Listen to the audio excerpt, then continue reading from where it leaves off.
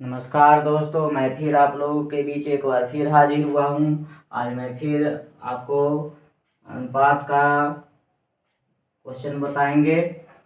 आज आपको दिया हुआ ए अनुपात बी बराबर 7:9 और दिया हुआ बी अनुपात सी बराबर 5:4।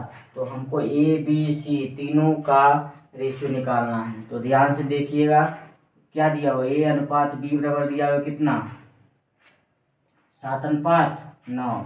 और यहाँ पर क्या दिया हुआ है,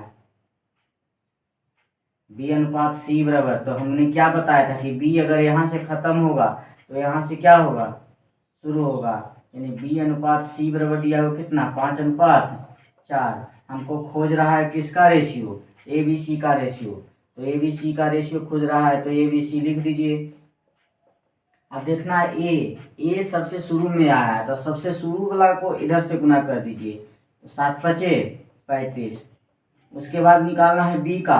तो बी निकालने के लिए देखिए बी इधर से शुरू हुआ है, बी इधर से शुरू हुआ है तो ये दोनों को गुना कर दीजिए। 9×5 = 45।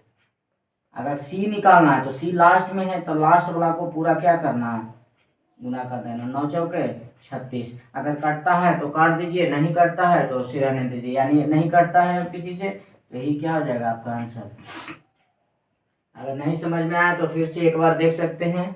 देखिए ए अनुपात बी बराबर दिया हुआ कितना, 2:3। बी अनुपात सी बराबर दिया हुआ कितना, 5:7। तो ए बी सी का ही रेशियो खोज रहा है। तो ध्यान से देखिएगा ए अनुपात बी बराबर कितना दिया हुआ है, 2:3। हमने क्या बताया था कि अगर बी यहाँ से खत्म हुआ है तो यहाँ से शुरू होना चाहिए।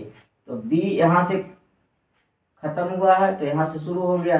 तो बी अनुपात सी। अब देखिए बी को पहले रखना है तो बी का मान कितना है, 5। तो बी पहले आ गया और सी बाद में है तो सी का मान 7 रख दिए। अब हमको निकालना है किसका, ए बी सी का रेशियो।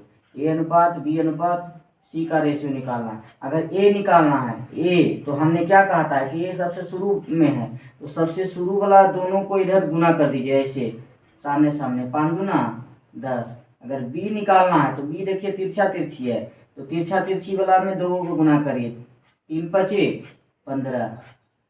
और अगर सी निकालना है, सी लास्ट में है तो लास्ट वाला ए इधर से ऐसे गुना कर दीजिए, 7×21। यही आपका क्या हो जाएगा, आंसर हो जाएगा। अगर मेरा वीडियो अच्छा लगा हो तो लाइक और सब्सक्राइब जरूर करें। तब तक के लिए नमस्कार।